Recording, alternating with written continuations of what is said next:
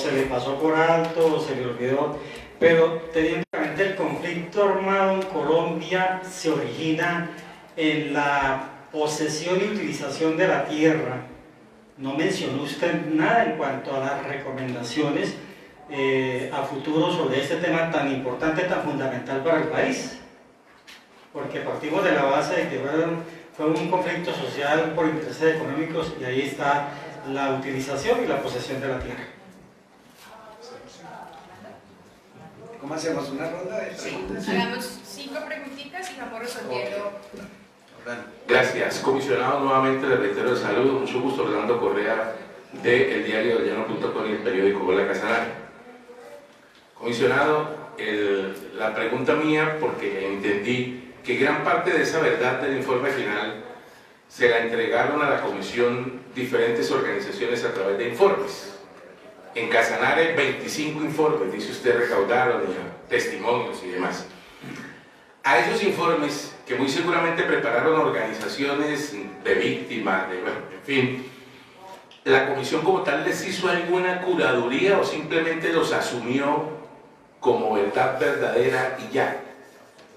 Porque, pues, siendo de repente acá mal pensado, podría uno atreverse a señalar que podría haber de repente algún sesgo. Entonces, esa es mi primera pregunta. Y una segunda pregunta, comisionado. Ustedes proponen un Ministerio de la Paz. ¿No pensaron nunca en mejor un Ministerio del Posconflicto que a través de sus diferentes políticas y estrategias nos lleve a la paz, bien sea la paz total, la paz duradera, la paz verdadera, la paz grande, pero al fin y al cabo la paz? Gracias. Gracias, Fernando. Compañero de RCN. Comisionado, le agradezco de todas maneras. Creo que esta reunión, mucha gente aquí en Casanare que ha sido víctima de Casanare lideró prácticamente en gran parte todo lo que ocurrió en el país, ocurrió aquí en Casanare. Lamentablemente, desde hace tiempo, desde que nosotros cubrimos aquí estos conflictos, hay veces parece ser que se ha demorado tanto que ya hay víctimas que ni siquiera ya existen. Entonces, la pregunta sería, cuando esto es una víctima de conflicto del Estado, ¿cuáles van a ser las acciones inmediatas que tome el Estado? Porque de igual manera, esta información va a llegar a las víctimas, pero ¿y de ahí qué va a pasar? ¿Cuáles van a ser las soluciones frente a esta situación? Gracias. Amparo. Comisionado Raúl, en el informe usted planteaba de que se hizo una sugerencia de pronto de desligar del Ministerio de Defensa la policía. Esa información y esa sugerencia, ¿de dónde viene? ¿Quiénes la plantearon? ¿Y qué tan viable sea en estos momentos en el país? Ok. Comisionado Andrés de la Reportería, acá. Hablaba hace un momento de la responsabilidad que tuvieron los actores armados en todo este tema de conflicto durante tantas décadas, pero también nos gustaría conocer un poco de la responsabilidad de las entidades públicas. ¿Qué pasó con ellos? ¿Por qué no actuaron a tiempo?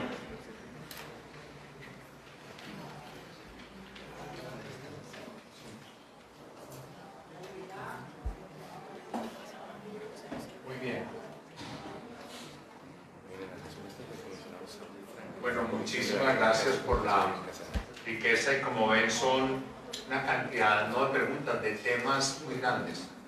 En primer lugar, Hernando, me llama la atención porque yo enfaticé mucho el problema de la tierra como problema central y la solución del problema de la tierra, aplicando los acuerdos de La Habana que hablan de reforma rural integral.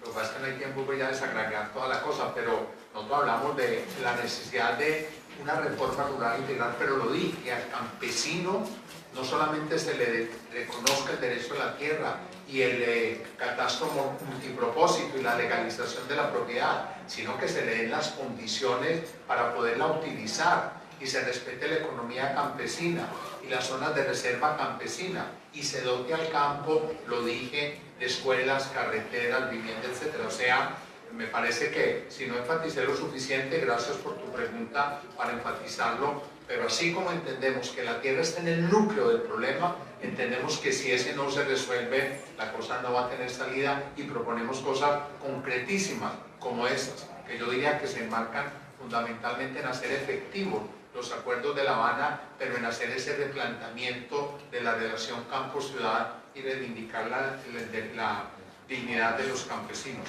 Eso en relación a la pregunta de Hernando. Orlando, la comisión no solamente a los informes, a toda la información, nosotros sometimos eso o a verificaciones o a contrastaciones, porque es que claro, por ejemplo, la memoria de cada uno es, digamos, podríamos decir, tiene cierto sesgo, porque tiene su dolor, ¿no? Entonces nosotros no podíamos, voy a decirlo en la forma más popular, tragar entero nada.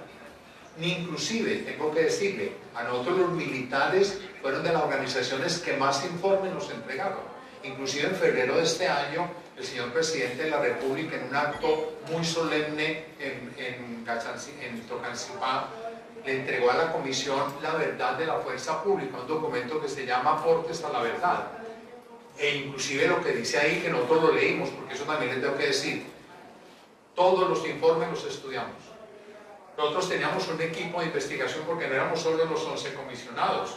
Nosotros llegamos a ser 700 personas y entre ellas una cantidad de investigadores de gran reconocimiento nacional que nos ayudaban a leer todo esto y nosotros mismos. Yo les puedo decir mirándolos a los ojos, ni una página de las 7.000 páginas del informe final dejó de pasar por el filtro del plenario de los comisionados. Y de que nosotros lo estudiáramos y con nuestros equipos y lo discutiéramos y lo refutáramos. Entonces, no solo los informes, sino los testimonios, la información oficial.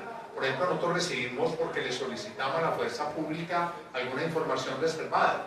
Nos entregaron alguna, no toda, nos daban información parcial. Nosotros la mirábamos con cuidado y tratábamos, como le digo, de verificar lo que era verificable, contrastar cifras, y nos decían, en esta masacre murieron 50 y otro nos dice 200. Entonces nosotros buscábamos saber qué, y cuando llegamos a una verdad decíamos, y cuando no decíamos, no se sabe. Vuelvo al caso de la Operación Berlín, que recibimos informes reservados del ejército y esto, y una cantidad de información de prensa. Nosotros nos quedamos sin saber realmente cuántos niños murieron allá, pero podemos decir mínimo 13, pero muy posiblemente más de 70. ¿Sí me entienden? Entonces sí hicimos un trabajo no solo, Orlando, de curaduría, sino un trabajo de verificación, de contrastación en lo posible para poder decir, y esto pensamos que es de esta forma.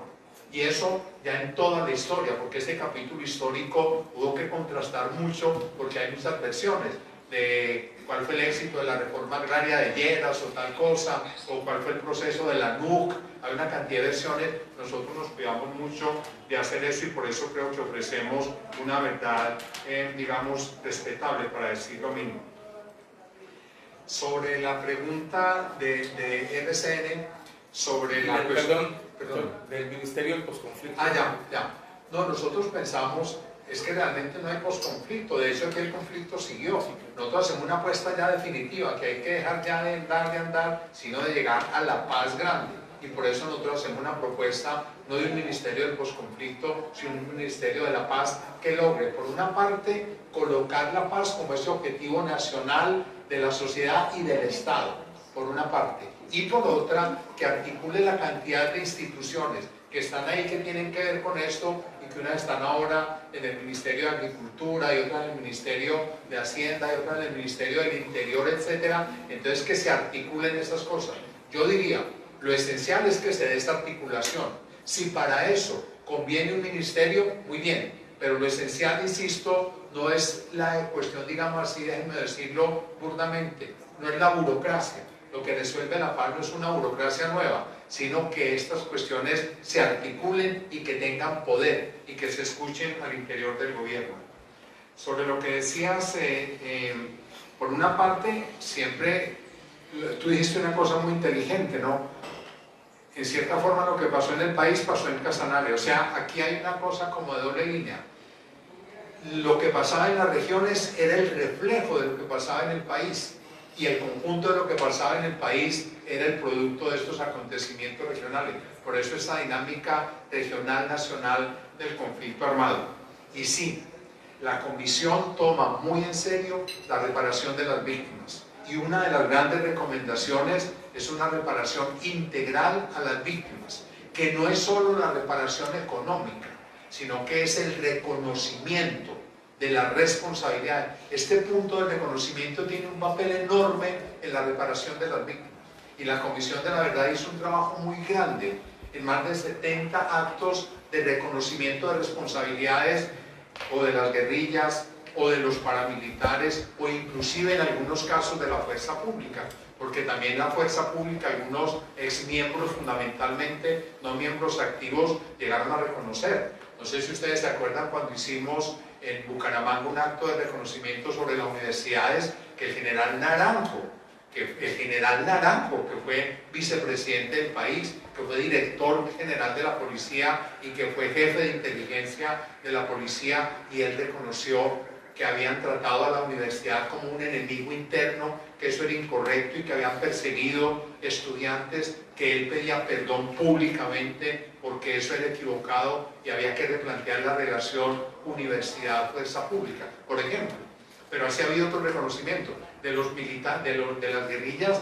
Han tenido, yo digo, la dignidad de hacer reconocimientos de cosas muy graves, de masacres horrorosas, de aquí en Arauca, cerquita, lo que pasó en Arauquita, por ejemplo. Ustedes se acuerdan que asesinaron alcaldes, amenazaron otros, impusieron otros, la guerrilla, las FARC, en una reunión en Bogotá, ahí estaba Sonia también, o al frente, reconoció que ellos habían asesinado a fulano, habían amenazado a mengano, habían desaparecido a fulano, lo reconocieron.